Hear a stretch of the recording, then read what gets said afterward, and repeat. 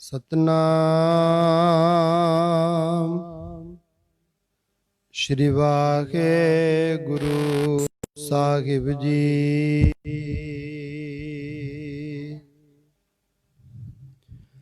पिन्नी रैनड़िए चामक्कण तारे, जाग है संत जना मेरे राम प्यारे।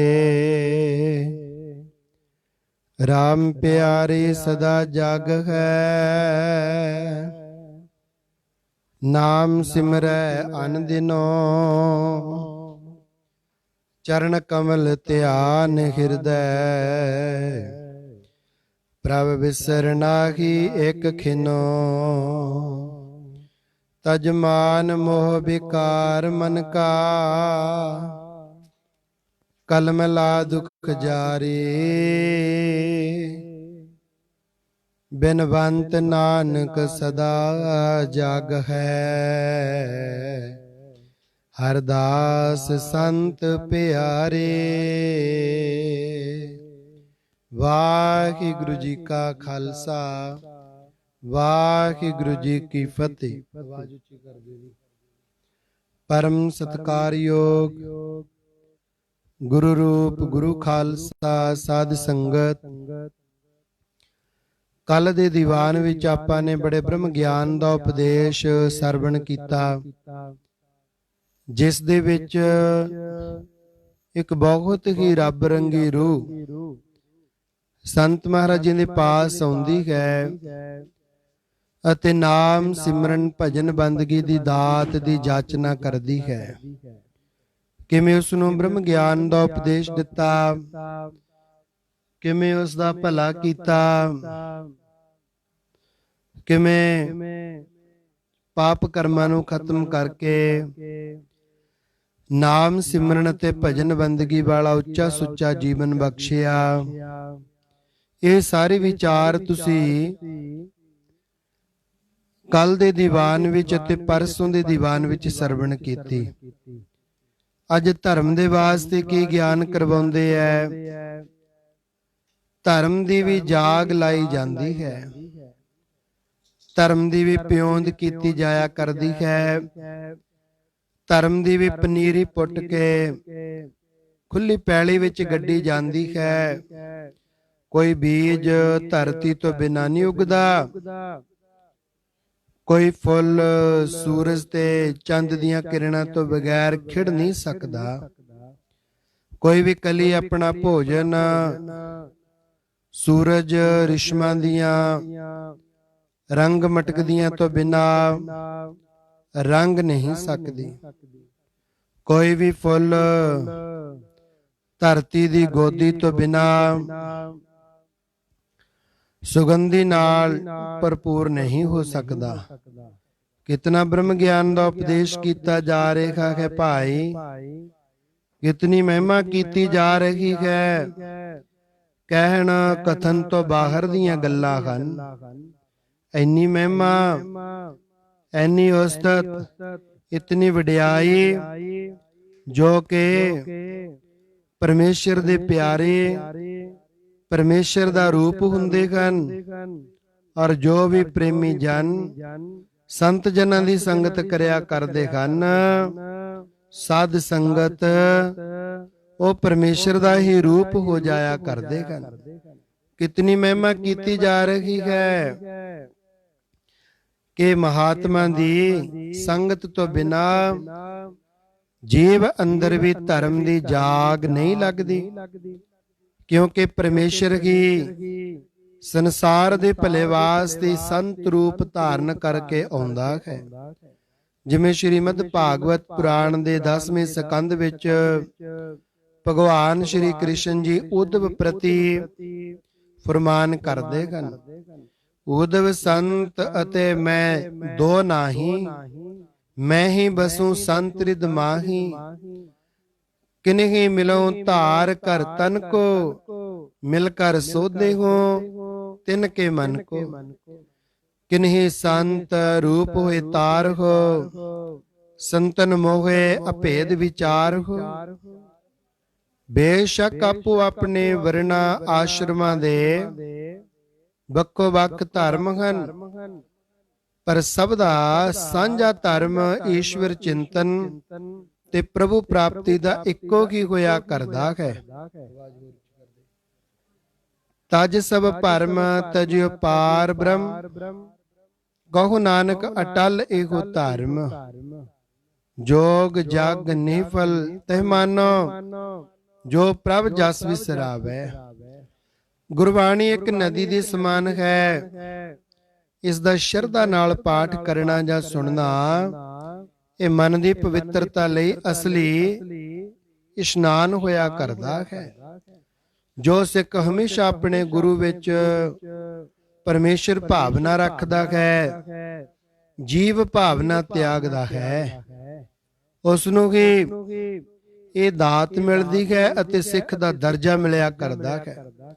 ਕਿਉਂਕਿ ਜੀਵ ਅਲਪੱਗ ਹੈ ਤੇ ਪਰਮੇਸ਼ਰ ਸਰਬੱਗ ਹੈ। ਅਲਪੱਗ ਨੇ ਹੀ ਸਰਬੱਗ ਪਾਸੋਂ ਕੁਝ ਲੈਣਾ ਹੁੰਦਾ ਹੈ। ਜੋ ਆਪ ਅਲਪੱਗ ਹੈ ਉਹ ਦੂਸਰੇ ਨੂੰ ਕੀ ਦੇ ਸਕਦਾ ਹੈ? ਸਰਬੱਗ ਹੀ ਦੇਵੇਗਾ ਨਾ ਜੋ ਕੁਝ ਵੀ ਦੇਣਾ ਹੈ। ਸੋ ਗੁਰ ਕੇ ਗਹਿ ਨਰਬੁੱਧ ਤਿਆਗੇ, ਦੇਵ ਜਾਨ ਤਾਕੇ ਪਗ ਲਾਗੇ। ਨਾਮ ਦੇ ਦਾਤੇ ਗੁਰੂ ਵਿੱਚ ਪਰਮੇਸ਼ਰ ਭਾਵਨਾ ਰੱਖਣੀ ਜ਼ਰੂਰੀ ਹੈ। ਸੋ ਗੁਰਗੇ ਨਰਬੁੱਧ ਤਿਆਗੇ, ਦੇਵ ਜਾਨ ਤਾਕੇ ਪਗ ਲਾਗੇ। ਦੇਹੁ ਪਰ ਜਨੈ ਭੂਮि ਕੇ ਮਾਗੇ, ਅਰ ਪੁਰਸ਼ ਜੋਸ਼ ਦਾ ਦੇ ਮਾਹੇ। ਦੇਉ ਆਦਿਕ ਕੀ ਬੁੱਧ ਉਠਾਵੈ, ਅਗਨੀ ਬੁੱਧੀ ਕਰਤਾ ਕੋ ਧਿਆਵੈ। ਜੈ ਸੰਪਤ ਉਪਾਸਨਾ ਗਾਈ, ਪਹਿਲੇ ਪ੍ਰਤੀ ਕਹਿ ਦੁਓ ਦੁਖਾਈ। ਅਨੇਕਾਂ ਪ੍ਰਮਾਣ ਹੋਰ ਵੀ ਹਨ ਵਿਦਵਾਨ ਸੱਜਣਾ ਵਾਸਤੇ। ਜੋ ਖੁਦ ਵਿਦਵਾਨ ਹੈ ਔਰ ਵਿਦਵਤਾ ਦੇ ਅਧੀਨ ਹੋਰ ਸੰਗਤਾਂ ਨੂੰ ਵੀ ਧਰਮ ਦਾ ਪ੍ਰਚਾਰ ਕਰਦਾ ਹੈ। ਮੋਖ ਪੰਥ ਦੇ ਰਚੈਤਾ ਕਿਤਨਾ ਗਿਆਨ ਕਰਾਉਂਦੇ ਹਨ। ਗੁਰ ਕੋ ਕੀਜੈ ਦੰਡਵਤ ਕੋਟ ਕੋਟ ਪ੍ਰਣਾਮ, ਕੀਟ ਨ ਜਾਣੈ ਭ੍ਰਿੰਗ ਕੋ ਗੁਰ ਕਰ ਲਈ ਆਪ ਸਮਾਨ। ਗੁਰ ਕੋ ਮਾਨਸ ਜਾਣ ਲੈ ਤੇ ਨਰ ਕਹੀਐ ਅੰਧ, ਹੋਏ ਦੁਖੀ ਸੰਸਾਰ में आगे जम का फंद। गुर को मानस मानते चरना अमृत को पान, ते नर नर के जाएंगे जन्म जन्म कोई स्वान। गुरबिन माला फेरते गुरबिन देते दान, गुरबिन दान हराम है जाय पूछो वेद पुराण। जैसो तैसो पात की आवे गुर की ओट, गांठी बांधी संत से ना परख्यो खर खोट। बड़े बड़ाई पाए कर रोम रोम अहंकार, सतगुर के परचे बिना चारों वर्ण चमार।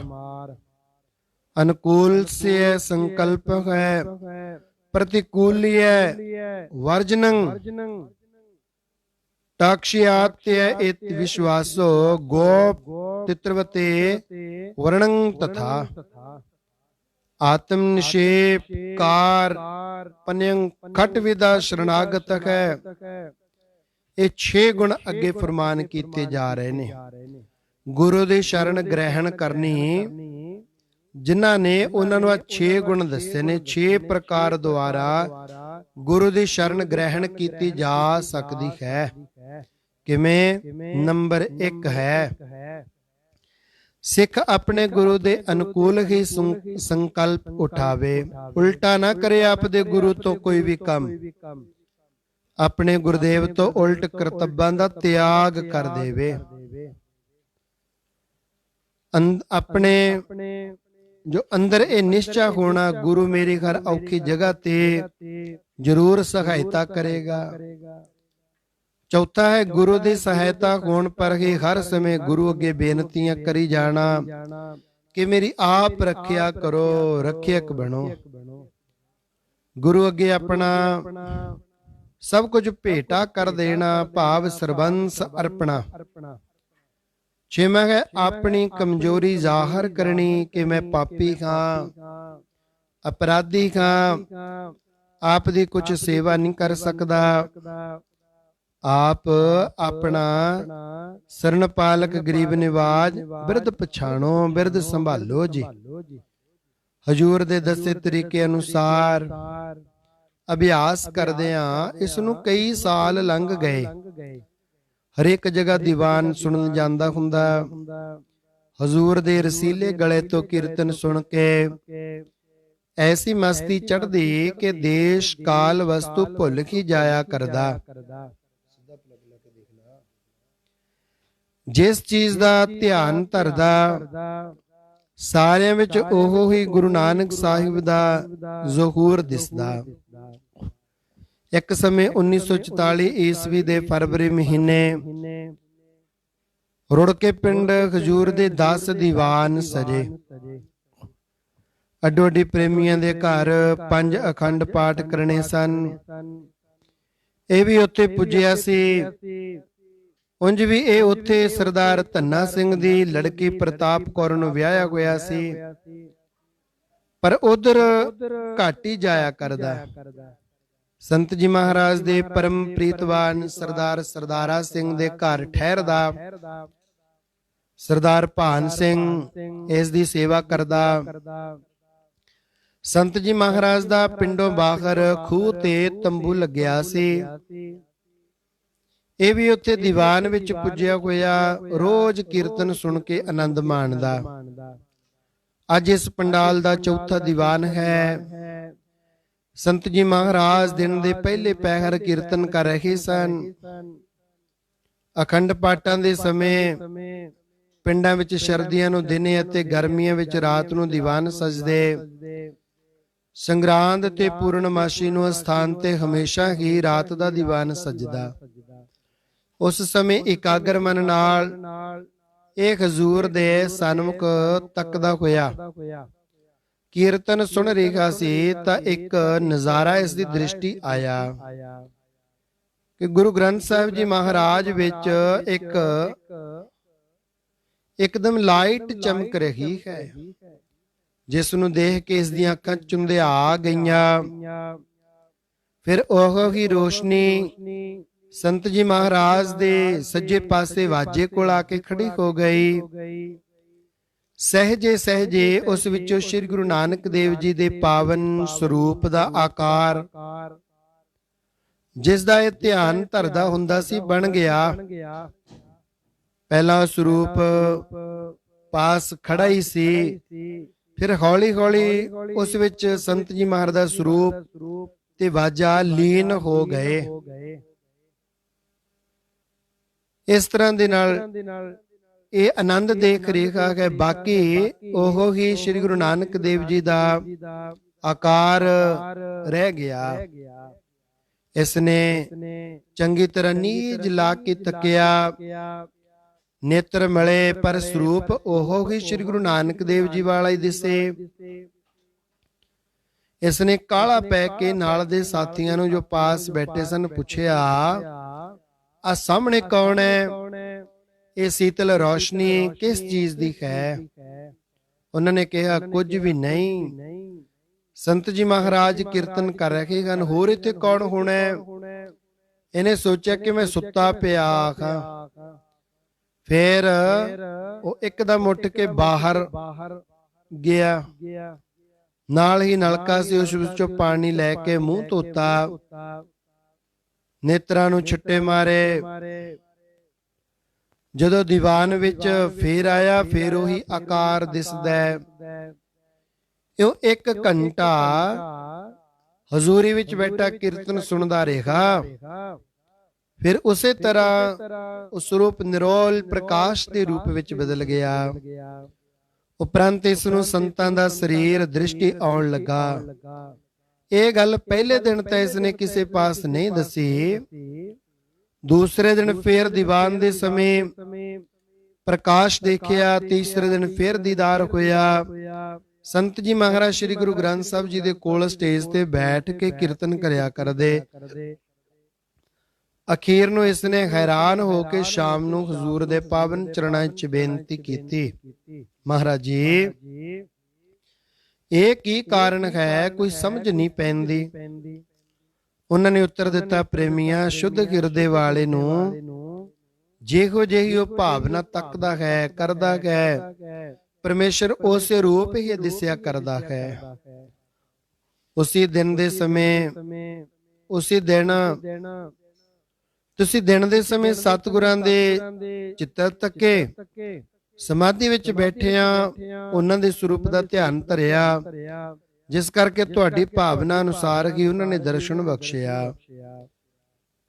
ਪਾਵੋ ਹੀ ਦੇਵ ਤੇ ਦੇਵਾ, ਪਾਵੋ ਹੀ ਵਿਦਿਆ ਤੇ ਦੇਵਾ। ਫੇਰ ਤਾਂ ਉਸ ਦੀ ਇਤਨੀ ਸ਼ਰਧਾ ਵੱਧ ਗਈ ਕਿ ਜਦੋਂ ਵੀ ਰਾਤ ਨੂੰ ਆਰਾਮ ਕਰਨਾ, ਕਰਮਸਰ ਦੀ ਪਾਵਨ ਧਰਤੀ ਵੱਲ ਸਿਰ ਕਰਕੇ ਸੌਣਾ ਕਿ ਇੱਧਰ ਮੇਰੇ ਮੁਰਸ਼ਿਦ ਦਾ ਸਥਾਨ ਹੈ। ਜਦੋਂ ਸ਼ਾਮ ਨੂੰ ਪਾਠ ਕਰਕੇ ਅਰਦਾਸ ਕਰਨੀ, ਕਰਮਸਰ ਵੱਲ ਸਿਰ ਝੁਕਾਉਣਾ ਕਿ ਮੇਰਾ ਇਹੋ ਮੱਕਾ ਹੈ, ਇਹੋ ਮਦੀਨਾ ਹੈ। ਉਸ ਦਿਨ ਤੋਂ ਬਾਅਦ ਹਜ਼ੂਰ ਨੇ ਚੰਗਾ ਅਧਿਕਾਰੀ ਜਾਣ ਕੇ ਸਾਰੇ ਦੁੱਖਾਂ ਦੀ ਪੂਰਨ ਨਿਵਰਤੀ ਵਾਲਾ ਪੂਰਨ ਗਿਆਨ ਯੋਗ ਦਾ ਉਪਦੇਸ਼ ਦੇ ਦਿੱਤਾ ਅਤੇ ਕਿਹਾ ਕਿ ਇਸ ਜੀਵ ਨੂੰ ਸਾਰੇ ਦੁੱਖ ਦੇ ਅਧਿਆਸ ਕਰਕੇ ਹੀ ਹਨ। ਇਸ ਦੀ ਨਿਵਰਤੀ ਬ੍ਰਹਮ ਗਿਆਨ ਦੁਆਰਾ ਹੀ ਹੋਇਆ ਕਰਦੀ ਹੈ।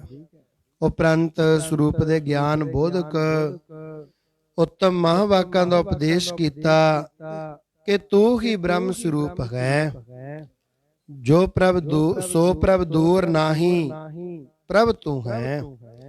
ਤੋਹੀ ਮੋਹੀ, ਮੋਹੀ ਤੋਹੀ ਅੰਤਰ ਕੈਸਾ। ਉਪਰੰਤ ਮੇਰਾਂ ਦੀ ਭਰੀ ਦ੍ਰਿਸ਼ਟੀ ਪਾਈ ਤੇ ਗਿਆਨ ਦੀ ਜੰਜੀਰ ਤੋੜ ਦਿੱਤੀ। ਉਸ ਸਮੇਂ ਪੂਰਨ ਮਸਤੀ ਵਿੱਚ ਆ ਕੇ ਝੂਮਣ ਲੱਗਾ। ਫਿਰ ਤਾਂ 8 ਪਹਿਰਾਂ ਦੀ ਸਮਾਧੀ ਬਣ ਗਈ। ਸਰੀਰ ਦੇ ਹੁੰਦਿਆਂ ਹੀ ਵਿਦੇਹ ਮੁਕਤੀ ਵਾਲੀ ਅਵਸਥਾ ਦਾ ਆਨੰਦ ਮਾਣਿਆ ਅਤੇ ਅੰਤ ਦੇ ਦਿਨਾਂ ਤੋਂ 1 ਮਹੀਨਾ ਪਹਿਲੇ ਸਭਨਾਂ ਨੂੰ ਦੱਸ ਕੇ 86 ਸਾਲ ਦੀ 86 years old 86 ਸਾਲਾਂ ਦੀ ਉਮਰ ਭੋਗ ਕੇ 11 ਅਕਤੂਬਰ 1954 ਈਸਵੀ ਨੂੰ ਸਵੇਰ ਦੇ ਸਮੇਂ ਵਿਦੇਹ ਮੋਕਸ਼ ਪ੍ਰਾਪਤ ਕਰ ਗਿਆ। ਕੇਹਰ ਸਿੰਘ ਨੂੰ ਬਖਸ਼ਿਸ਼ਾਂ। ਇਸੇ ਤਰ੍ਹਾਂ ਮਲੀਪੁਰ ਪਿੰਡ ਦਾ ਜੋ ਦਰਾਹੇ ਮੰਡੀ ਦੇ ਪਾਸ ਹੀ ਹੈ, ਕੇਹਰ ਸਿੰਘ ਨਾਮ ਦਾ ਇੱਕ ਪ੍ਰੇਮੀ ਸੀ। ਉਸ ਉੱਤੇ ਵੀ ਸੰਤ ਮਹਾਰਾਜ ਜੀ ਦੀ ਬਖਸ਼ਿਸ਼ ਹੋਈ। ਉਸ ਨੂੰ ਵੀ ਕੀਰਤਨ ਸਮੇਂ ਦੀਦਾਰ ਤੇ ਪ੍ਰਕਾਸ਼ ਹੋਇਆ। ਬਾਅਦ ਵਿੱਚ ਇਸਨੇ ਕਈ ਹੋਰ ਪ੍ਰੇਮੀਆਂ ਨੂੰ ਪੁੱਛਿਆ ਕਿ ਤੁਹਾਨੂੰ ਵੀ ਇਸੇ ਤਰ੍ਹਾਂ ਗੁਰੂ ਸਾਹਿਬਾਂ ਦਾ ਦੀਦਾਰ ਹੁੰਦਾ ਹੈ। ਜੋ ਇਸ ਅਵਸਥਾ ਦਾ ਜਾਣੂ ਹੀ ਨਹੀਂ, ਉਸ ਨੂੰ ਕੀ ਪਤਾ।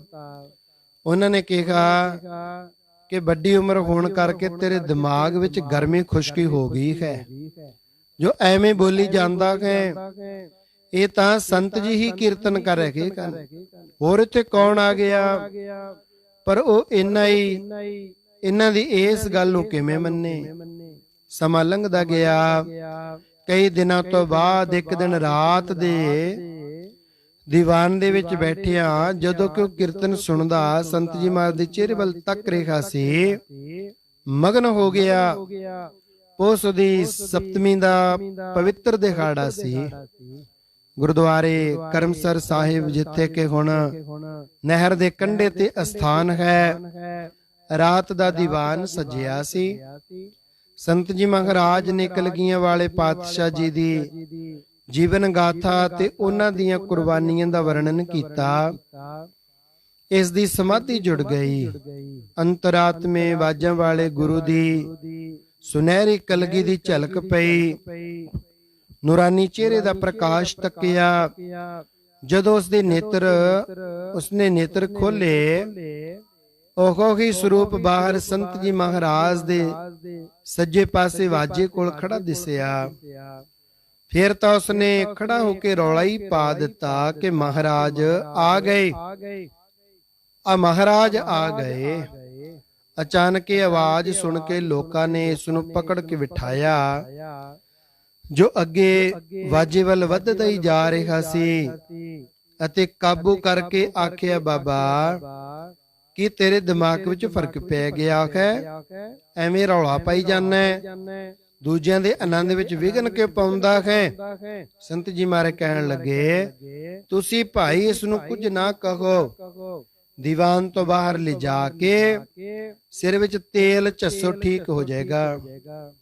ਹਜੂਰ ਦੇ ਹੁਕਮ ਅਨੁਸਾਰ ਉਸ ਨੂੰ ਦੀਵਾਨ ਹਾਲ ਤੋਂ ਬਾਹਰ ਲਿਆਂਦਾ ਗਿਆ, ਸਿਰ ਵਿੱਚ ਤੇਲ ਝੱਸਿਆ ਗਿਆ, ਉਹ ਵਿਚਾਰਾ ਚੁੱਪ ਕਰਕੇ ਬੈਠ ਗਿਆ।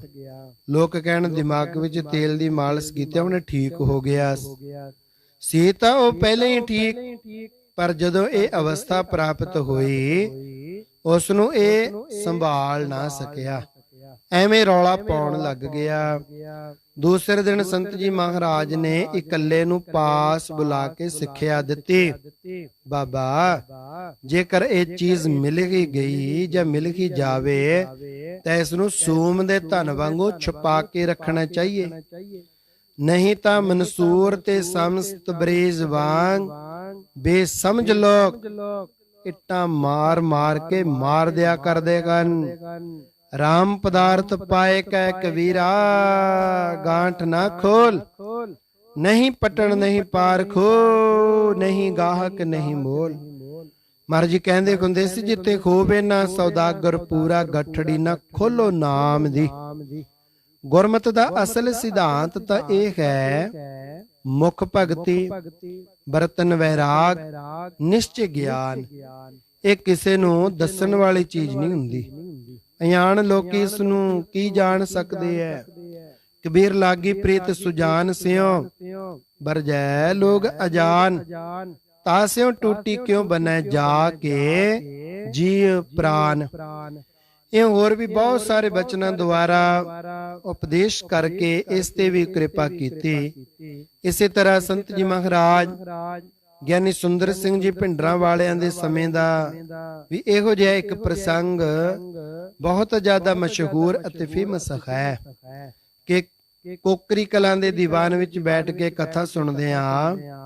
ਇੱਕ ਪ੍ਰੇਮੀ ਨੂੰ, ਜਿੱਥੇ ਸੰਤ ਗਿਆਨੀ ਸੁੰਦਰ ਸਿੰਘ ਜੀ ਮਹਾਰਾਜ ਦੇ ਤਾਬਿਆ ਬੈਠਿਆਂ ਕਥਾ ਕਰਦੇ ਸਨ, ਜਿੱਥੇ ਬੈਠ ਕਰਕੇ ਸ੍ਰੀ ਗੁਰੂ ਨਾਨਕ ਦੇਵ ਸੱਚੇ ਪਾਤਸ਼ਾਹ ਦਾ ਪ੍ਰਤੱਖ ਦਰਸ਼ਨ ਹੋਇਆ।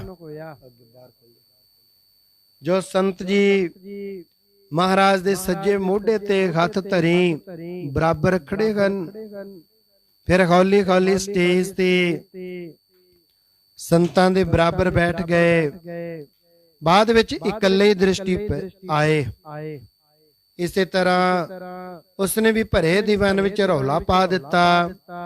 ਸੰਤਾਂ ਨੇ ਕਿਹਾ ਸੀ, ਇਸ ਨੂੰ ਦੀਵਾਨ ਚੋਂ ਬਾਹਰ ਲਿਜਾ ਕੇ ਦਿਮਾਗ ਵਿੱਚ ਤੇਲ ਝੱਸੋ, ਗਰਮੀ ਖੁਸ਼ਕੀ ਵੱਧ ਗਈ ਲੱਗਦੀ ਹੈ, ਠੀਕ ਹੋ ਜਾਏਗਾ। ਬਾਅਦ ਵਿੱਚ ਉਸ ਨੂੰ ਵੀ ਗੁਪਤ ਰਹਿਣ ਦਾ ਹੀ ਉਪਦੇਸ਼ ਕੀਤਾ। ਇਹ ਪ੍ਰਸੰਗ ਸੰਤ ਗਿਆਨੀ ਗੁਰਬਚਨ ਸਿੰਘ ਜੀ ਖਾਲਸਾ ਭਿੰਡਰਾਂ ਵਾਲਿਆਂ ਦੇ ਗੁਰਮੁਖ ਪ੍ਰਕਾਸ਼ ਗ੍ਰੰਥ ਵਿੱਚ ਅੰਕਿਤ ਹੈ। ਖੁਦਾਈ ਬੰਦਾ ਜਰਗ ਪਿੰਡ ਵਿੱਚ ਵੀ ਆਪ ਜੀ ਦੇ ਬਹੁਤ ਵਾਰੀ ਚਰਨ ਪਏ। ਕਪਤਾਨ ਨੱਥਾ ਸਿੰਘ ਸਾਧ, ਜੋ ਸੰਤ ਜੀ ਮਹਾਰਾਜ ਦਾ ਅਤਿਅੰਤ ਵੱਡਾ ਪ੍ਰੇਮੀ ਸੀ, 1935 ਈਸਵੀ ਦੇ ਅਕਤੂਬਰ ਮਹੀਨੇ ਸਰਦਾਰ ਨੱਥਾ ਸਿੰਘ ਸਾਧ ਤੇ ਗੁਰੂ ਘਰ ਦੇ ਹੋਰ ਸੇਵਾਦਾਰ ਜੋ ਸੰਤ ਜੀ ਮਹਾਰਾਜ ਦਾ ਸ਼ਰਧਾਲੂ ਜਥੇਦਾਰ ਚਤਰ ਸਿੰਘ ਦੇ ਘਰ ਚਰਨ ਪਾਏ। ਸਰਦਾਰ ਚਤਰ ਸਿੰਘ ਜੀ ਜਥੇਦਾਰ ਸ਼ੁਰੂ ਤੋਂ ਹੀ ਗੁਰੂ ਘਰ ਦੇ ਪ੍ਰੇਮੀ ਤੇ ਨਿਰਮਾਣ ਸੇਵਕ ਸਨ। ਪਿੰਡ ਵਿੱਚ ਲੜਕੇ ਤੇ ਲੜਕੀਆਂ ਦੇ ਵੱਖੋ ਵੱਖ 2 ਹਾਈ ਸਕੂਲ ਵੀ ਇਹਨਾਂ ਦੇ ਉਦਮ ਤੇ ਸਹਿਯੋਗ ਨਾਲ ਚੱਲ ਰਹੇ ਹਨ। ਕਈ ਵਾਰ ਸੰਤ ਜੀ ਮਹਾਰਾਜ ਰਾੜਾ ਸਾਹਿਬ ਵਾਲਿਆਂ ਦੇ ਕੀਰਤਨ ਦਾ ਪ੍ਰੋਗਰਾਮ ਤੇ ਸੰਤ ਗਿਆਨੀ ਗੁਰਬਚਨ ਸਿੰਘ ਜੀ ਖਾਲਸਾ ਭਿੰਡਰਾਂ ਵਾਲਿਆਂ ਦਾ ਜਥੇ ਸਮੇਤ ਪ੍ਰੋਗਰਾਮ ਬਣਾਇਆ। 1930 ਈਸਵੀ ਤੋਂ 44 ਸਾਲਾਂ ਦੇ ਲਗਾਤਾਰ ਇੱਕ ਰਸ ਗੁਰਦੁਆਰਾ ਸਾਹਿਬ ਦੀ ਸੇਵਾ ਕਰਵਾ ਰਹੇ ਹਨ। ਸਵੇਰੇ 2 ਵਜੇ ਸਾਵਧਾਨ ਹੋ ਕੇ ਇਸ਼ਨਾਨ ਉਪਰੰਤ ਗੁਰ ਸ਼ਬਦ ਦਾ ਜਾਪ, ਸੁਖਮਨੀ ਸਾਹਿਬ ਤੇ 5 ਬਾਣੀਆਂ ਦਾ ਪਾਠ ਨਿਤਨੇਮ ਨਿਭਾਉਂਦੇ ਰਹੇ। ਇਹ ਗੁਰਮੁਖ ਤੇ ਹੋਰ ਬਹੁਤ ਸਾਰੇ ਪ੍ਰੇਮੀ ਸੰਤ ਜੀ ਮਹਾਰਾਜ ਦੇ ਪਾਸ ਆਏ ਅਤੇ ਭਾਵਨਾ ਨਾਲ ਨਮਸਕਾਰ ਕਰਕੇ ਅਰਜ਼ ਬੇਨਤੀ ਕੀਤੀ, ਗਰੀਬ ਨਿਵਾਜ ਨਗਰ ਵਿੱਚ ਗੁਰਦੁਆਰੇ ਸਾਹਿਬ ਦਾ ਨੀਂਹ ਪੱਥਰ ਰੱਖਣਾ ਹੈ, ਕਿਰਪਾ ਕਰਕੇ ਅਖੰਡ ਪਾਠ ਸਾਹਿਬ ਵਾਸਤੇ ਸਮਾਂ ਬਖਸ਼ੋ ਅਤੇ ਦੀਵਾਨਾਂ ਦੀ ਵੀ ਬਖਸ਼ਿਸ਼ ਕਰੋ। ਇਹਨਾਂ ਦੀ ਬੇਨਤੀ ਮੰਨ ਕੇ ਸੰਤ ਜੀ ਮਹਾਰਾਜ ਨੇ ਦੀਵਾਨਾਂ ਦਾ ਟਾਈਮ ਦੇ ਦਿੱਤਾ। ਪ੍ਰੇਮੀਆਂ ਨੇ ਨੀਅਤ ਦੇਣਾ, ਬੱਸ ਭੇਜ ਦਿੱਤੀ। ਆਪ ਜੀ ਜਥੇ ਦੇ ਸਾਜੀ ਸਿੰਘਾਂ ਤੇ ਪਾਠੀਆਂ ਨੂੰ ਨਾਲ ਲੈ ਕੇ ਜਰਗ ਪਿੰਡ ਪੁੱਜ ਗਏ। ਰਿਹਾਇਸ਼ ਸਰਦਾਰ ਨੱਥਾ ਸਿੰਘ ਦੇ ਘਰ ਰੱਖੀ। ਸਿੰਘਾਂ ਨੇ ਪਾਠ ਪ੍ਰਾਰੰਭ ਕਰ ਦਿੱਤਾ। 3 ਦੀਵਾਨ ਵੀ ਹੋਏ। ਆਖਰੀ ਦਿਨ ਭੋਗ ਦੀ ਸਮਾਪਤੀ ਉਪਰੰਤ ਸਤਿਗੁਰਾਂ ਦੀ ਪਾਵਨ ਹਜ਼ੂਰੀ ਵਿੱਚ ਅਰਦਾਸ ਕਰ ਹਜ਼ੂਰ ਨੇ ਆਪਣੇ ਕਰ ਕਮਲਾਂ ਨਾਲ 15 ਅਕਤੂਬਰ 1935 ਈਸਵੀ ਗੁਰਦੁਆਰੇ ਸਾਹਿਬ ਦਾ ਨੀਂਹ ਪੱਥਰ ਰੱਖਿਆ, ਜਿਸ ਦੀ ਉਸਾਰੀ ਦਾ ਕੰਮ ਖੱਟੜਿਆਂ ਵਾਲੇ ਮਿਸਤਰੀ ਵੈਦ ਨਰਿੰਦਰ ਸਿੰਘ, ਭਾਈ ਹਰਦਿਆਲ ਸਿੰਘ, ਕਾਲਾ ਸਿੰਘ, ਜੰਗੀਰ ਸਿੰਘ ਨੂੰ ਸੌਂਪਿਆ। ਅਰਬੋਂ ਵਾਲਾ ਕਰਤਾਰ ਸਿੰਘ ਮਿਸਤਰੀ ਅਤੇ ਹੋਰ ਵੀ ਪ੍ਰੇਮੀ ਨਾਲ ਹੀ ਸਨ। ਬੜੀ ਸੁੰਦਰ ਇਮਾਰਤ ਬਣੀ ਹੈ। ਸੁਨਹਿਰੀ ਕਲਸ਼ ਰੱਖਿਆ।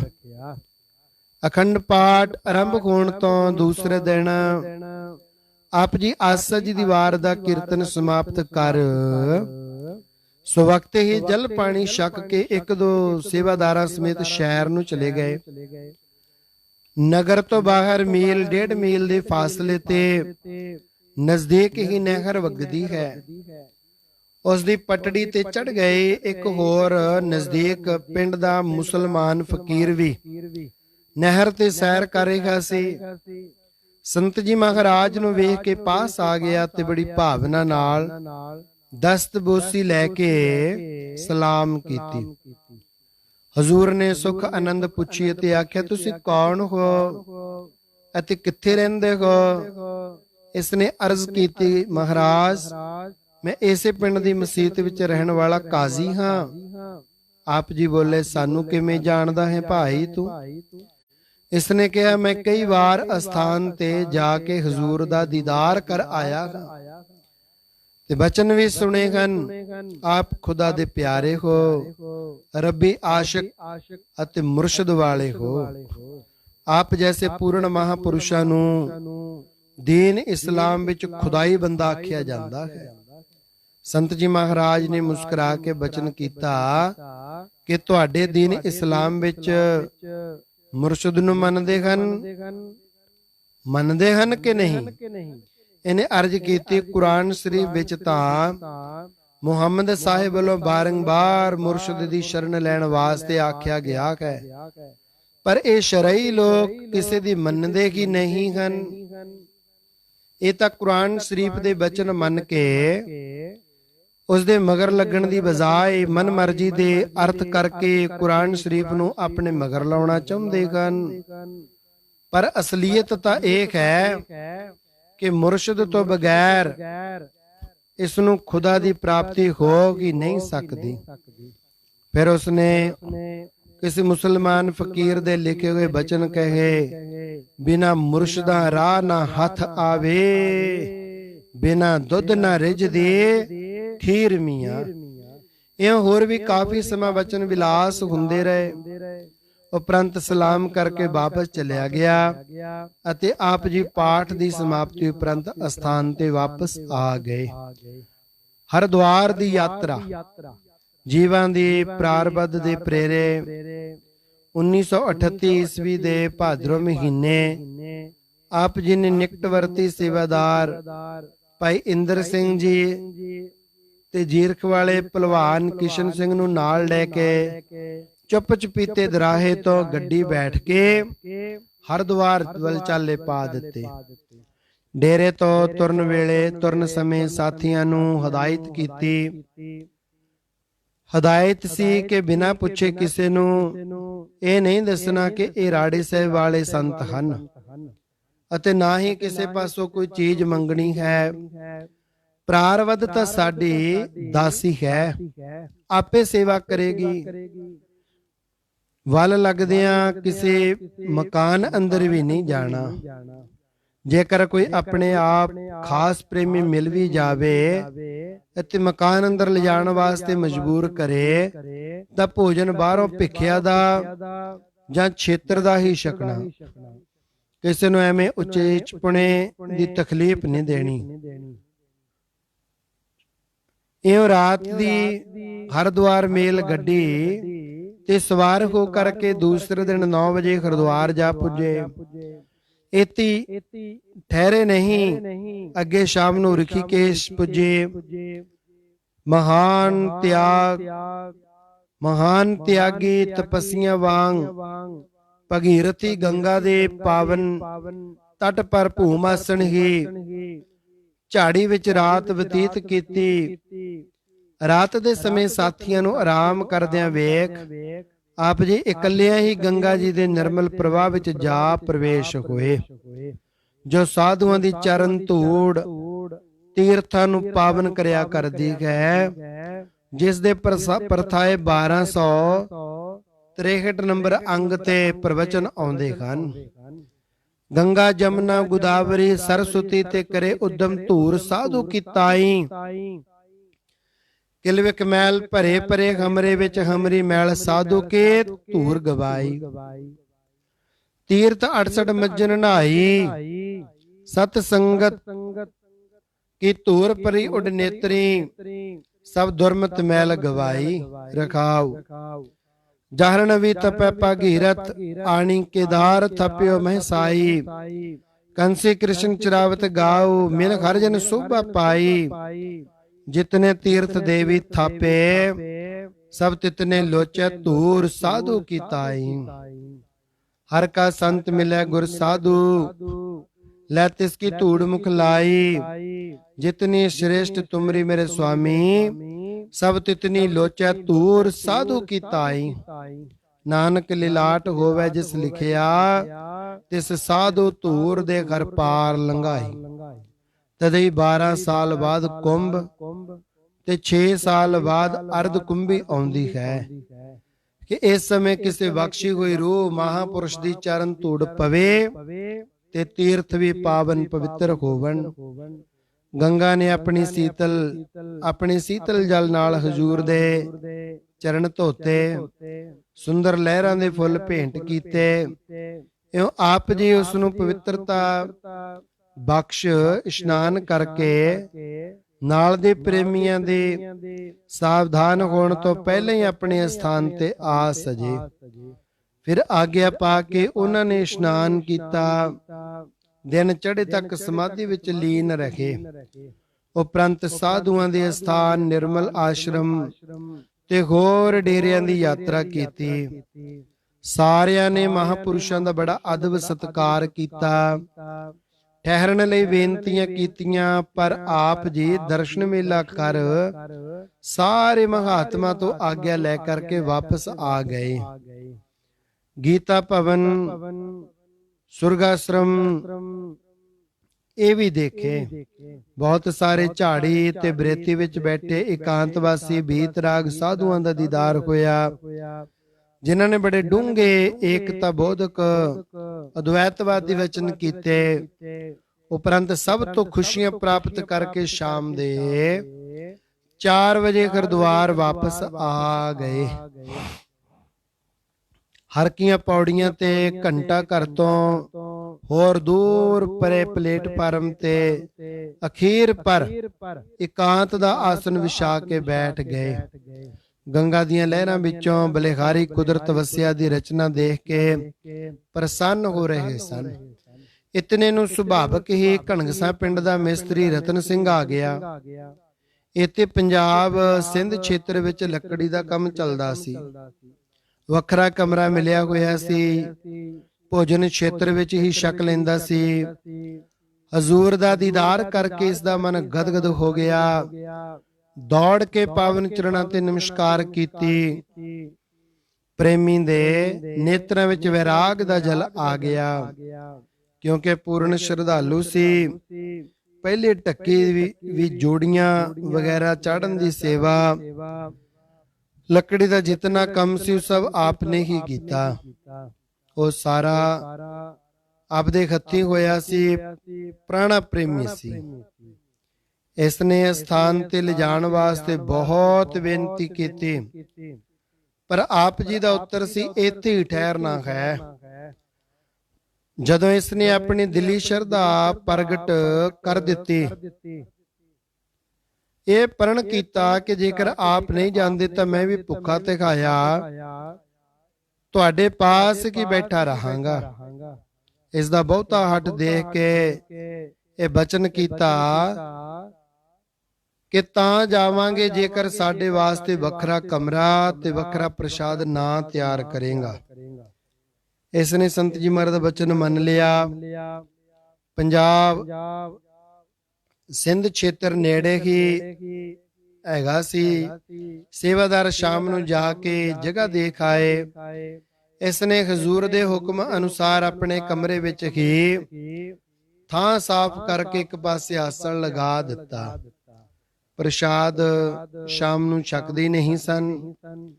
ਉਸੇ ਤਰ੍ਹਾਂ ਪਹਿਲਾਂ ਵਾਂਗ ਬਾਹਰ ਹੀ ਗੰਗਾ ਜੀ ਦੇ ਤੱਟ ਪਰ ਸਮਾਧੀ ਵਿੱਚ ਬੈਠਿਆਂ 2 ਵਜੇ ਤੱਕ ਸਮਾਂ ਬਤੀਤ ਕੀਤਾ। ਉਪਰੰਤ ਵਕਤ ਹੋਇਆ ਜਾਣ ਕੇ ਇਸ਼ਨਾਨ ਕਰਕੇ ਉੱਥੇ ਹੀ ਆ ਸਜੇ। ਪਾਉ ਫਟਾਲੇ ਤੱਕ ਬ੍ਰਹਮ ਚਿੰਤਨ ਕਰਦੇ ਰਹੇ।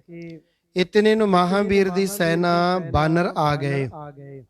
ਉਹ ਲੱਗੇ ਬ੍ਰਿਖਾਂ ਤੇ ਛਾਲਾਂ ਮਾਰਨ। जैसे मरकट वृक्ष पर कबू न ठंड होत, गिले कशहरे चुक के ले गए। अपनी समाधि विच विखेपता जान के उसे समय क्षेत्र वाले कमरे च आ गए ते इत्थे आप जी 3 रातां ठहरे। शाम नूं अंधेरे होया कमरे चों बाहर निकलदे ਅਤੇ गंगा जी दे किनारे किनारे दूर तक सैर नूं चले जांदे। ਰਾਤ ਦੇ 10 ਵਜੇ ਜਦੋਂ ਕਿ ਆਮ ਲੋਕਾਂ ਦੀ ਆਵਾਜਾਈ ਬੰਦ ਹੋ ਜਾਇਆ ਕਰਦੀ, ਫਿਰ ਹਰਕੀਆਂ ਪੌੜੀਆਂ ਦੇ ਪਾਸ ਇਕਾਂਤ ਜਗ੍ਹਾ ਆਸਨ ਵਿਛਾ ਕੇ ਆ ਸਜਣਾ। ਇੱਥੇ 2 ਵਜੇ ਤੱਕ ਇਸ਼ਨਾਨ ਕਰਕੇ ਸਮਾਧੀ ਵਿੱਚ ਲੀਨ ਹੋ ਜਾਣਾ। 4 ਵਜੇ ਤੱਕ ਕਮਰੇ ਵਿੱਚ ਚਲੇ ਜਾਣਾ। ਜਲ ਛਕ ਕੇ ਬਾਹਰ ਪਹਾੜੀ ਤੇ ਚੜ ਕੇ ਜੰਗਲ ਵੱਲ ਸ਼ਹਿਰ ਨੂੰ ਨਿਕਲ ਜਾਣਾ, ਜਿੱਥੋਂ ਕਿ 10 ਵਜੇ ਵਾਪਸ ਆ ਕੇ ਕਮਰੇ ਅੰਦਰ ਹੀ ਪ੍ਰਸ਼ਾਦ ਛਕ ਕੇ ਕੁਝ ਸਮਾਂ ਆਰਾਮ ਕਰਨਾ।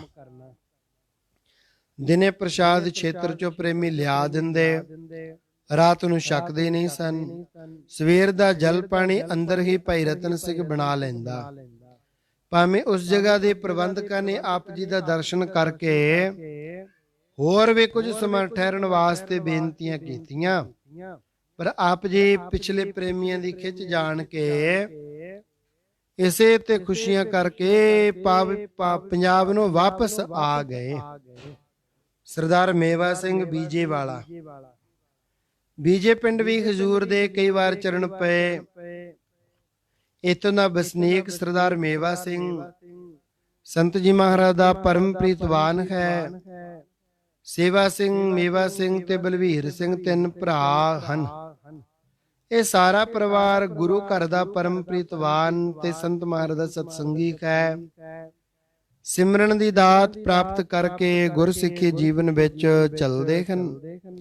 ਇਹਨਾਂ ਦੇ ਪਾਸ ਆਪਣੀਆਂ ਗੱਡੀਆਂ ਹਨ। ਕਈ ਜਗ੍ਹਾ ਰਹਾਇਸ਼ ਰੱਖ ਕੇ ਕੰਮ ਕੀਤਾ। 1947 ਉਪਰੰਤ ਤਾਂ ਆਪਣੀ ਰਿਹਾਇਸ਼ ਪੱਕੀ ਦਿੱਲੀ ਰੱਖ ਲਈ। ਭਾਵੇਂ ਇਹਨਾਂ ਨੇ ਬੀਜੇ ਵੀ ਸੰਤ ਜੀ ਮਹਾਰਾਜ ਦੇ ਕਈ ਵਾਰ ਚਰਨ ਪਵਾਏ। ਫਿਰ ਜਦੋਂ ਆਪ ਜੀ 1955 ਨੂੰ ਸਰਦਾਰ ਮੋਹਨ ਸਿੰਘ ਜੀ ਦਿੱਲੀ ਵਾਲਿਆਂ ਦੇ ਪ੍ਰੇਮ ਦੇ ਵਸੀਕਰਨ ਹੋਏ 12 ਖੰਭੇ ਹਨੂਮਾਨ ਰੋਡ ਕੋਠੀ ਨੰਬਰ 40 ਠਹਿਰੇ ਤਾਂ ਇਹਨਾਂ ਨੇ ਬੇਨਤੀ ਕਰਕੇ ਰੋਸ਼ਨਾਰਾ ਰੋਡ ਜਿੱਥੇ ਕਿ ਇਹਨਾਂ ਦੀ ਰਿਹਾਇਸ਼ ਸੀ ਦੀਵਾਨ ਲਗਾਏ।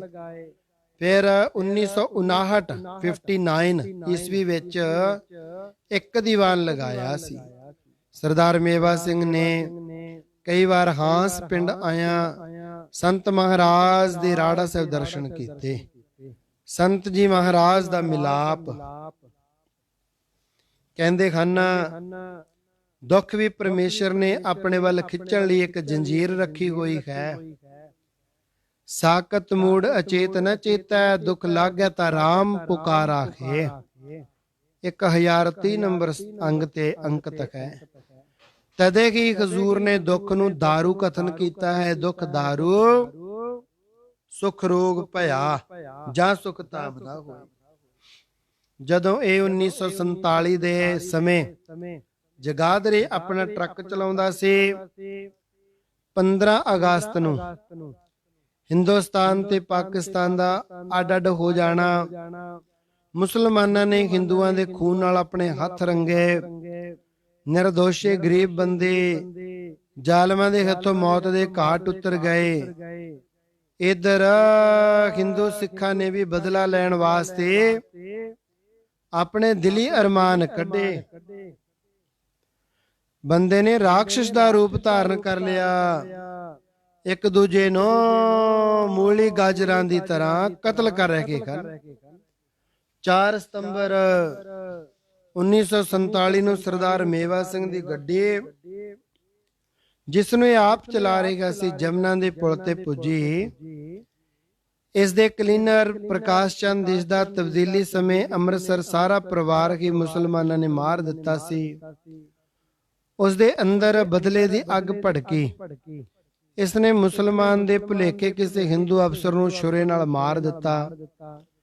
ਪਤਾ ਲੱਗਣ ਤੇ ਕਿ ਹਿੰਦੂ ਮਾਰਿਆ ਗਿਆ, ਉਹ ਤਾਂ ਉਸੇ ਸਮੇਂ ਭੱਜ ਗਿਆ। ਕੇਸ ਡਰਾਈਵਰ ਭਾਵ ਮਾਲਕ ਦੇ ਜ਼ਿੰਮੇ ਆ ਗਿਆ। ਉਸੇ ਵੇਲੇ ਆਪਣੇ ਮਨ ਦੀ ਘਬਰਾਹਟ ਨਾਲ ਇਹ ਮੇਵਾ ਸਿੰਘ ਜੀ ਰਾਤ ਦੀ ਗੱਡੀ ਬੈਠ ਕੇ ਪੰਜਾਬ ਆ ਗਿਆ। ਸਾਰਿਆਂ ਪਾਸਿਆਂ ਵੱਲ ਨਿਗਾਹ ਮਾਰੀ, ਦੁੱਖ ਹੀ ਦੁੱਖ ਦਿਸੇ। ਰਿਸ਼ਤੇਦਾਰ ਤੇ ਸੰਬੰਧੀ ਵੀ ਇਹੋ ਜਿਹੇ ਮੌਕੇ ਤੇ ਸਾਥ ਨਹੀਂ ਦਿਆ ਕਰਦੇ, ਸਾਥ ਛੱਡ ਜਾਇਆ ਕਰਦੇ ਹਨ।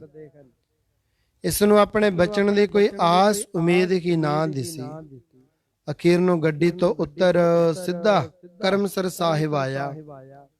ਜਦੋਂ ਨਹਿਰ ਦੀ ਪਟੜੀ ਤੋਂ ਚੱਲ ਕੇ ਫਾਟਕ ਕੋਲ ਆਇਆ ਤਾਂ ਮਨ ਵਿੱਚ ਇਹ ਨਿਸ਼ਚਾ ਕੀਤਾ ਕਿ ਦੁਨਿਆਵੀ ਅਦਾਲਤਾਂ ਦੀ ਤਾਂ ਗੱਲ ਹੀ ਕੀ ਹੈ। ਇਸ 4 ਦੀਵਾਰੀ ਅੰਦਰ ਤਾਂ ਧਰਮਰਾਜ ਦੀ ਵੀ ਪੇਸ਼ ਨਹੀਂ ਜਾ ਸਕਦੀ। 5 ਸਤੰਬਰ ਨੂੰ ਸਵੇਰੇ ਮਹਾਂਪੁਰਸ਼ਾਂ ਦੇ ਦੀਦਾਰ ਕੀਤੇ। ਹਜੂਰ ਭੋਰੇ ਦੇ ਬਰਾਂਡੇ ਅੰਦਰ ਹੀ ਕੁਰਸੀ ਤੇ ਸਜੇ ਹੋਏ ਸਨ। ਜਦੋਂ ਸੰਤ ਜੀ ਮਹਾਰਾਜ ਨੇ ਸਭਨਾਂ ਨੂੰ ਦਰਸ਼ਨ ਦਿੱਤੇ ਤੇ ਸਾਰੇ ਪ੍ਰੇਮੀ ਆਪੋ ਆਪਣੀ ਭਾਵਨਾ ਅਨੁਸਾਰ ਭੇਟਾ ਰੱਖ ਕੇ ਨਮਸਕਾਰਾਂ ਕਰ ਰਹੇ ਸਨ, ਬਚਨ ਸੁਣਦੇ ਤੇ ਮੰਗਾ ਮੰਗ ਰਹੇ ਸਨ। ਸਮਾਂ ਹੋਣ ਤੇ ਸੇਵਾਦਾਰਾਂ ਨੇ ਸਾਰਿਆਂ ਨੂੰ ਜਾਣ ਦਾ ਇਸ਼ਾਰਾ ਕੀਤਾ। ਸਾਰੀ ਸੰਗਤ ਸਨੇ ਸਨੇ ਨਮਸਕਾਰ ਕਰਕੇ ਉੱਠੀ ਤੇ ਬਾਹਰ ਆ ਗਈ। ਪਰ ਇਹ ਸੇਵਾਦਾਰ ਦੇ 2-3 ਵਾਰੀ ਕਹਿਣ ਤੇ ਵੀ ਨਾ ਉੱਠਿਆ ਤਾਂ ਹਜ਼ੂਰ ਨੇ ਇਸ ਦਾ ਮੁਰਝਾਇਆ ਚਿਹਰਾ ਤੱਕਿਆ। ਉਪਰੰਤ ਚੜ੍ਹਦੀ ਜਵਾਨੀ ਮੁੱਛ ਫੁੱਟ ਗੱਭਰੂ ਨੂੰ ਪੁੱਛਿਆ, ਜਿਸ ਦੀ ਉਸ ਸਮੇਂ ਕੇਵਲ 17 ਸਾਲ ਦੀ ਉਮਰ ਸੀ, ਕਾਕਾ ਕੀ ਗੱਲ ਹੈ, ਇੱਥੇ ਬੈਠੇ?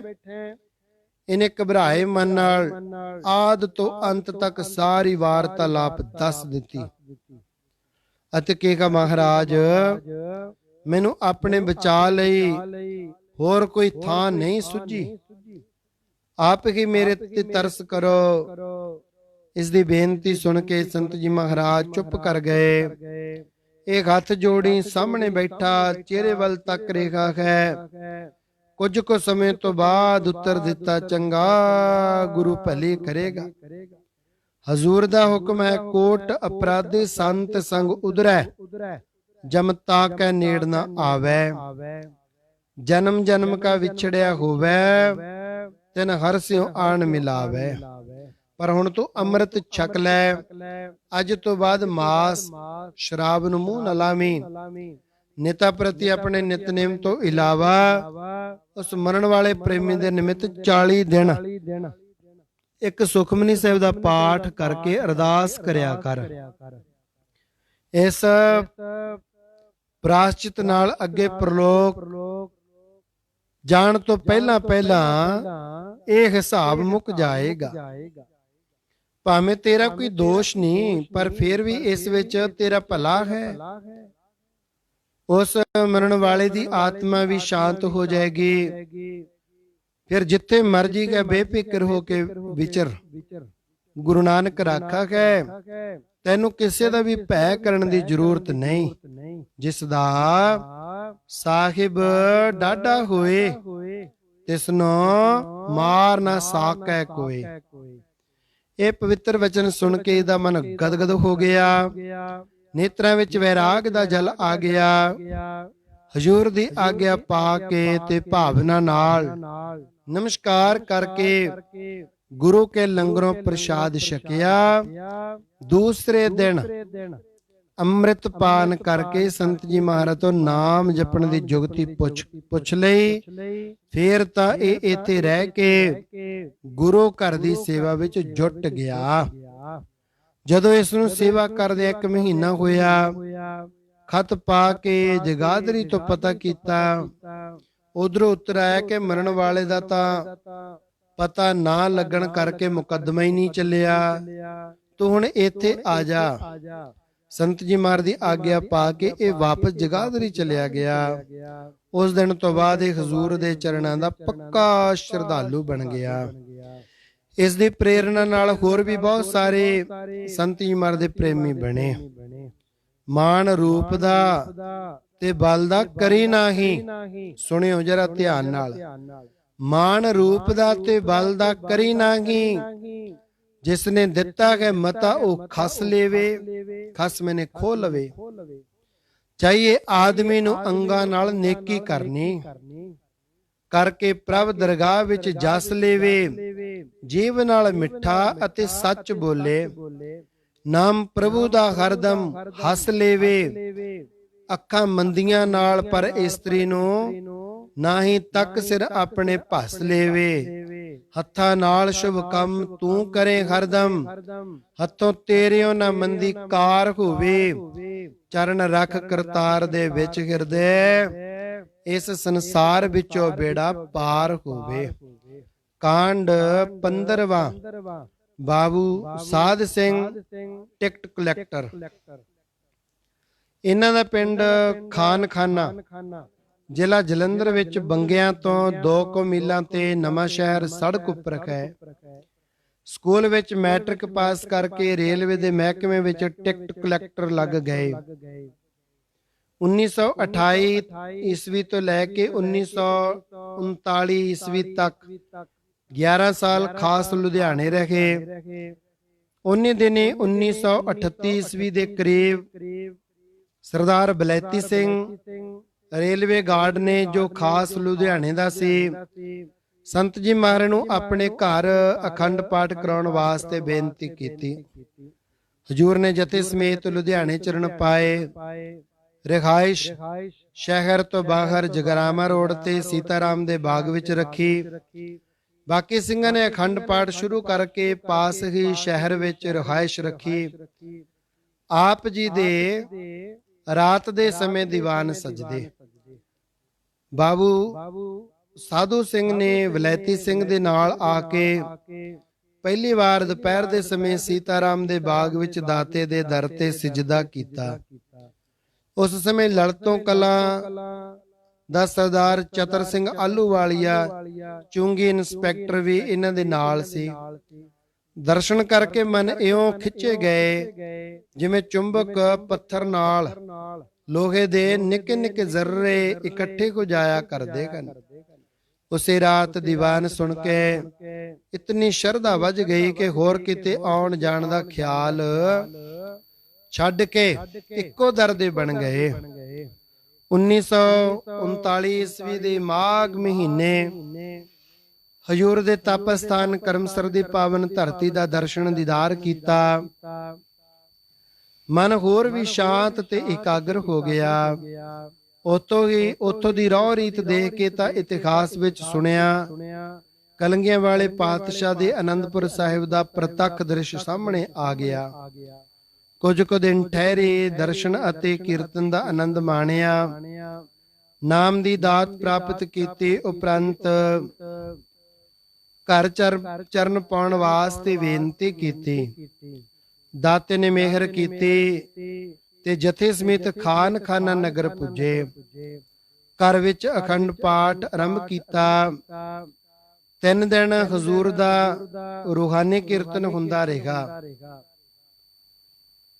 ਭੋਗ ਦੇ ਸਮੇਂ ਪੁੱਤਰ ਪ੍ਰਾਪਤੀ ਲਈ ਗਰੀਬ ਨਿਵਾਸ ਦੇ ਪਾਸ ਅਰਜ ਕੀਤੀ। ਉਹਨਾਂ ਨੇ ਅਰਦਾਸੀ ਸਿੰਘ ਪਾਸੋਂ ਗੁਰ ਚਰਨਾਂ ਵਿਖੇ ਅਰਦਾਸ ਕਰਵਾ ਦਿੱਤੀ। ਹਜ਼ੂਰ ਦੀ ਮਿਹਰ ਦਾ ਸਦਕਾ 7 ਲੜਕੀਆਂ ਬਾਅਦ 24 ਸਾਵਣ 1940 ਵਿੱਚ ਲੜਕੇ ਦਾ ਜਨਮ ਹੋਇਆ। ਇਸ ਖੁਸ਼ੀ ਵਿੱਚ ਦੂਜੀ ਵਾਰ ਵੈਸਾਖ 1941 ਨੂੰ ਦਾਤੇ ਦੇ ਚਰਨਾਂ ਵਿੱਚ ਆ ਕੇ ਅਰਜ ਕੀਤੀ ਅਤੇ ਸਮਾਂ ਲੈ ਕੇ ਘਰ ਵਿੱਚ ਅਖੰਡ ਪਾਠ ਸਾਹਿਬ ਕਰਵਾਇਆ। ਨਾਲ ਦੇ ਸਿੰਘਾਂ ਨੇ ਪਾਠ ਕੀਤਾ। 3 ਦਿਨ ਕੀਰਤਨ ਵੀ ਹੋਇਆ।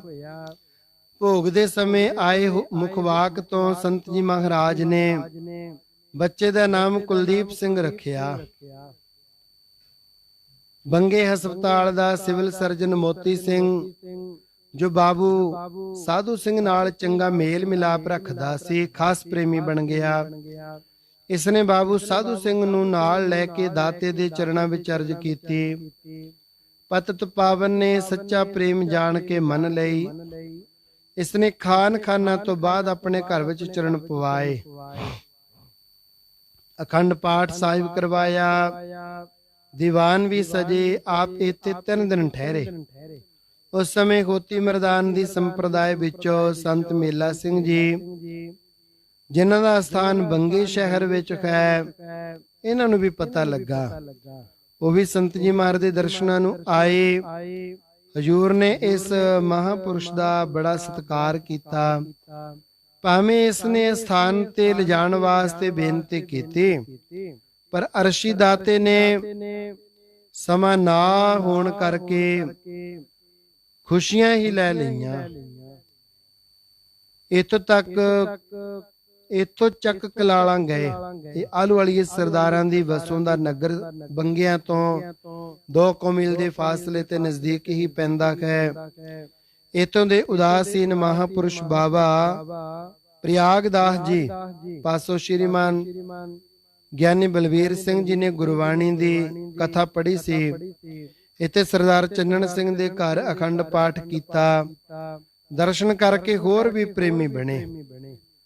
ਦਫ਼ਤਰੀ ਵਾਲੇ ਪਿੰਡ ਦਾ ਸਰਦਾਰ ਗੁਰਦੇਵ ਸਿੰਘ, ਜੋ ਸੰਤਾਂ ਦਾ ਪ੍ਰੇਮੀ ਸੀ, ਇਹਨਾਂ ਦੀ ਬੇਨਤੀ ਮੰਨ ਕੇ ਪਹਿਲਾਂ 1937 ਵਿੱਚ ਦਫ਼ਤਰੀ ਵਾਲੇ ਚਰਨ ਪਾਏ।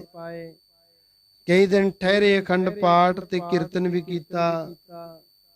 ਸਰਦਾਰ ਗੁਰਦੇਵ ਸਿੰਘ ਆਪਣੀ ਗੱਡੀ ਵਿੱਚ ਲੈ ਕੇ ਗਿਆ ਅਤੇ ਉਸੇ ਵਿੱਚ ਹੀ ਵਾਪਸ ਛੱਡ ਗਿਆ। ਦੂਸਰੀ ਵਾਰ ਸਨ 1941 ਈਸਵੀ ਦੇ ਜੂਨ ਮਹੀਨੇ ਫਿਰ ਦਫ਼ਤਰੀ ਵਾਲੇ ਦਿਨ ਦੀਵਾਨ ਤੇ ਇੱਕ ਅਖੰਡ ਪਾਠ ਕੀਤਾ। 1944 ਦੀ ਅਪ੍ਰੈਲ ਵਿੱਚ 14 ਦਿਨ ਠਹਿਰੇ। ਇਸ ਸਮੇਂ 2 ਅਖੰਡ ਪਾਠ ਸਾਹਿਬ ਵੀ ਕੀਤੇ। ਰੋਜ਼ ਸ਼ਾਮ ਨੂੰ ਕੀਰਤਨ ਹੁੰਦਾ ਸੀ। 1944 ਈਸਵੀ ਦੇ ਦਸੰਬਰ ਮਹੀਨੇ ਫਿਰ ਚਰਨ ਪਾਏ। 3 ਦੀਵਾਨ ਤੇ 1 ਅਖੰਡ ਪਾਠ ਸਾਹਿਬ ਕੀਤਾ।